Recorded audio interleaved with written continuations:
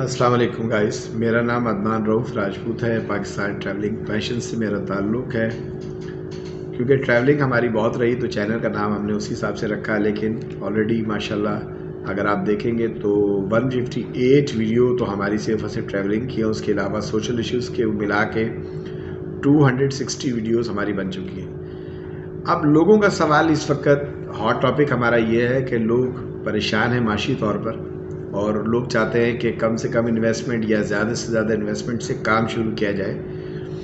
क्योंकि लोग इस वक्त ऑनलाइन अर्निंग के हवाले से इस वक्त हॉट टॉपिक बना हुआ है। हर आदमी ऑनलाइन अर्निंग के हवाले से आपको बता रहा है, और मैंने ऑनलाइन अर्निंग का एक्सपीरियंस भी किया और आपके सामने यूट्यूब चैनल मेरा मोनेटाइज हुआ, इसमें अर्निंग वगैरह भी हो रही है। तो ये बात मैं माजरत के साथ मायूस करने के लिए नहीं आपसे कह रहा हूँ, हकीकत इसके बरक्स है।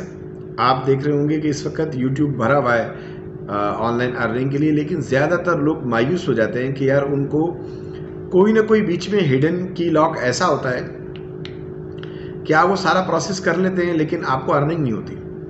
तो हम तो वो बता सकते हैं जो हमने किया। मेरा ताल्लुक़ गुज़िश्ता 25 से 30 साल अगर आप कहें, और अगर कहें तो 35 साल हो गए एक बिज़नेस इंडस्ट्री से मेरा वास्ता है। एक तो मैं जो अभी हालिया इंडस्ट्री में मौजूद हूँ, ये एक प्लास्टिक की इंडस्ट्री है, मैन्युफैक्चरिंग करती है, प्लास्टिक पॉलीप्रोपिलीन बैग्स वगैरह मैन्युफैक्चरिंग करती है। तो और उससे पहले हमारा अपना रिसाइकलिंग का वर्क्स था, प्लास्टिक वर्क्स के नाम से था। तो शॉपिंग बैग की वेस्ट मटेरियल निकलती थी उसको रिसाइकिल करते थे, या जो टॉयज़ वगैरह बनते प्लास्टिक के, ये जो बर्तन वगैरह बनते थे वो क्रश होके रिसाइकिल होते थे। तो मुझे प्लास्टिक इंडस्ट्री का आइडिया है। अब मेरी कुछ करीबी लोग हैं, उन्होंने कहा अदनान भाई आपने ट्रैवलिंग की वीडियो भी बना दी, सोशल इश्यूज़ भी बना दिए, लोग असल में पैसा कमाना चाहते हैं, तो आप ऐसा करें कि पैसे कमाने के हवाले से कुछ बताएं, बिज़नेस आइडियाज़ दें। अच्छा जी, मेरे पास बिज़नेस आइडियाज़ जो है, जो प्रोजेक्ट पे मैं ऑलरेडी काम कर रहा हूँ वो तो करोड़ों के काम है इस वक्त। मतलब अगर आपके पास 25 से 30 करोड़ हैं तो मैं आपको वो प्लान बता सकता हूँ जो ऑलरेडी मैं कर रहा हूँ इस वक्त काम।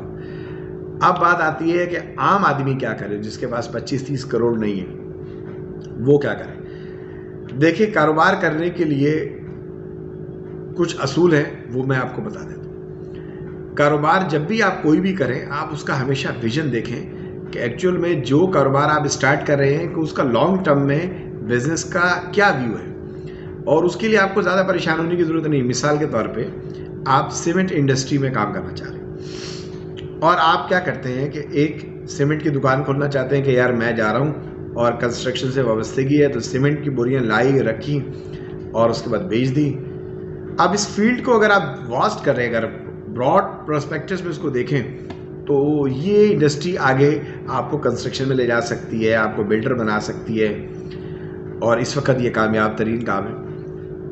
तो आज सबसे पहले छोटे से कारोबार की हवाले से बात कर लेते हैं। छोटा सा कारोबार क्या है कि मिसाल के तौर पे आपको एक दुकान चाहिए जिसका मिनिमम 25 से 30 हज़ार रुपया एडवांस होगा मिनिमम, और उस दुकान का किराया 8 से 10 हज़ार रुपये होना चाहिए, और उस दुकान में बिजली आपके पास हो तो वेल डन, और अगर नहीं है तो आप एक सोलर प्लेट लेके भी काम चला सकते हैं, जो नॉर्मल 15 हज़ार रुपये तक की सोलर प्लेट आती है। उसके साथ एक बैटरी और कुछ वायर वगैरह मिला के 20 हज़ार रुपये का ये खर्चा है। तो ये अगर आप लगा लेंगे तो जो 3-4 हज़ार रुपये पर मंथ आप बिजली का बिल पे करेंगे, चाहे आप कुछ करें ना करें, लाइन रेंट वगैरह टैक्सेस मिला के इतने लग जाते हैं। तो 30 हज़ार रुपये आपका एडवांस हो गया, और 20 हज़ार रुपये का आपने अपने लिए एक बिजली का इंतज़ाम कर लिया, क्योंकि इतनी लाइट लाजमी चाहिए होती है कि कोई कस्टमर आए तो उसके बाद एक फ़ैन वगैरह चल रहा हो। तो 50,000 तो इनिशियल ये हो गया कि आपने एक छोटी सी दुकान जिसकी विड्थ अप्रॉक्स 12 से 14 फिट हो, और लेंथ उसकी डेप्थ जो है वो 40 फिट हो, तो ये बहुत अच्छी बात है। 30 फिट हो तो भी गुजारा हो जाएगा, क्योंकि जो सीमेंट की बोरियाँ वगैरह हैं उनकी क्वांटिटी मिनिमम एक ट्रक रखने की जगह उसमें होनी चाहिए।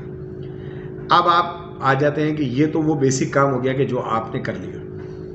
दूसरी बात ये है कि इस वक्त फॉर एग्जांपल मैं कैलकुलेशन से एग्जैक्ट बता देता हूँ कि अगर आप बहुत कम से कम भी काम करना चाहते हैं तो आप मिनिमम किसी को ऑर्डर देते हैं, यार मुझे आप 100 बैग सीमेंट के दे दें, तो आपने 100 बैग सीमेंट के ले लिए। इस वक्त जैसे इसमें 3-4 कैटेगरी हैं, एक फैल्कन है सीमेंट और उसके अंदर दूसरे में है लकी स्टार, पॉपुलर सीमेंट है, ठट्टा सीमेंट है। मैं इसमें जो फेमस हैं ट्रेड वो डीजी सीमेंट है।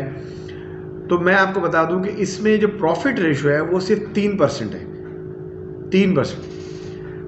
970 रुपए की बोरी आपको मिलेगी, 1000 की आप बेचेंगे। प्रॉफिट मार्जिन आपको बहुत कम है इसमें, लेकिन ये काम किन लोगों के लिए बहुत फायदेमंद है वो जरा सुन लें। ऐसे बहुत सारे हमारे लोग हैं कि जो रिटायर हो रहे हैं या रिटायर हो चुके हैं, वो लोग इसमें काम आराम से कर सकते हैं। और 100 बैग की पेमेंट फॉर एग्जांपल मैं 1000 रुपये से भी लगाऊं तो 1 लाख रुपए बनती है।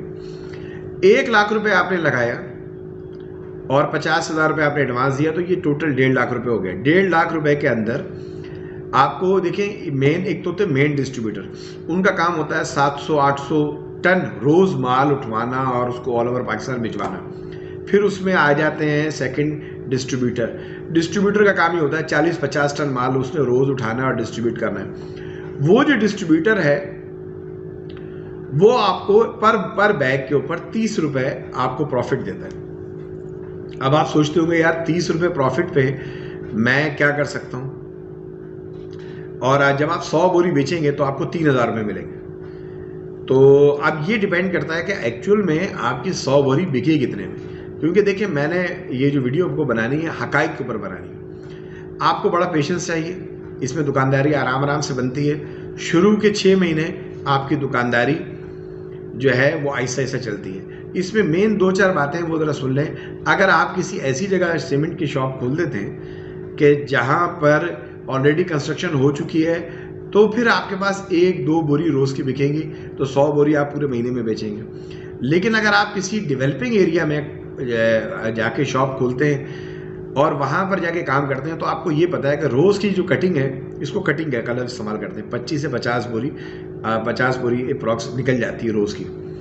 क्योंकि नॉर्मली कहीं छत डलती है तो वहाँ 100 बोरी 200 बोरी का ऑर्डर आता है। अगर कहीं दीवार और मजदूरों का मिस्त्री का काम हो रहा हो तो 5-10 बोरियाँ चलती हैं। तो इस तरह दुकान के ऊपर से अगर आपकी 100 बोरियाँ हफ्ते में अगर आप 200-300 बोरी भी कर देते हैं, तो एंड ऑफ द मंथ आपको 40,000 रुपया बच जाता है। ये मैं वो फैक्टर फिगर बता रहा हूँ कि अगर आप किसी डेवलपिंग एरिया के अंदर जहाँ ऑलरेडी कंस्ट्रक्शन का काम चल रहा है, तो वहाँ तो ये आपको पैसे मिलते हैं। इसमें एक असूल रखना है जिससे आपको नुकसान नहीं होगा। असूल ये है कि एक तो आपने कैश पे ख़रीदना है और कैश पे बेचना है, और जो भी आपने बोरियां आपके पास आती हैं आपने उसको आते साथ चेक कर लेना है कि आया वो कड़क माल तो नहीं है। हर बोरी के अंदर ऊपर उसकी मैन्युफैक्चरिंग डेट लिखी होती है।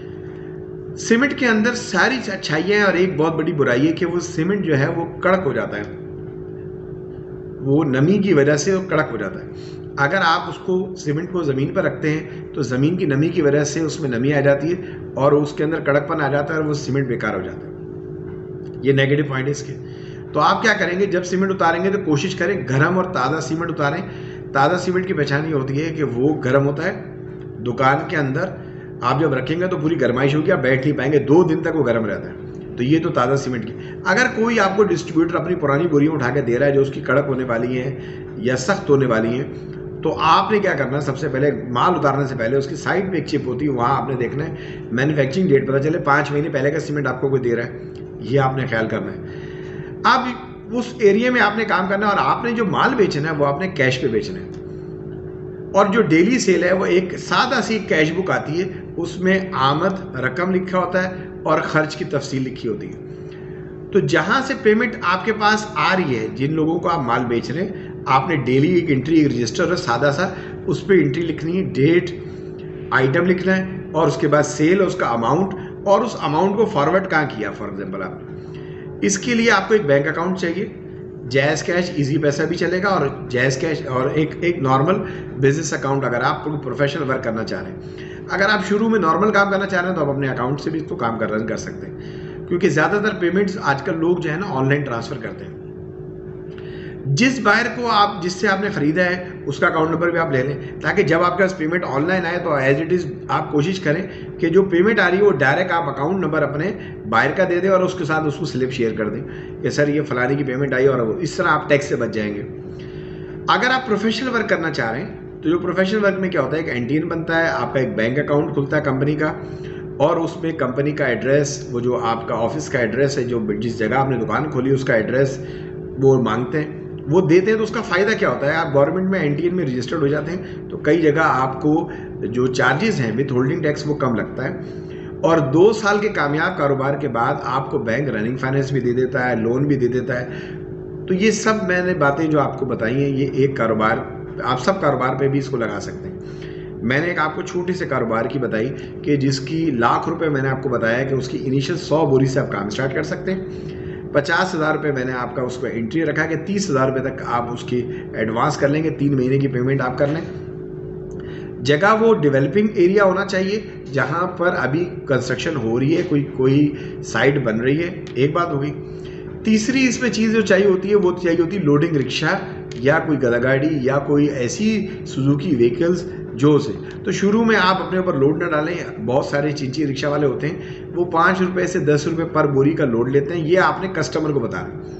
आपने क्या करना है, अपनी दुकान के ऊपर एक पर्चा लगा देना, उस पर्चे के ऊपर जितने आपके पास ड्राइवर हैं आसपास उन लोगों के कॉन्टैक्ट नंबर एक दफ़ा लिख के वहाँ लगा देना। और एक काम आपने दुकान शुरू करते हुए लाजमी लिखना है कि अगर किसी माल में कोई शिकायत हो तो वो माल वापस होगा। ये सुन्नत नबी भी है कि आप पहले ही ग्राहक को मुतमईन कर देंगे। अगर माल के अंदर कोई शिकायत है आप उसको खोले मत।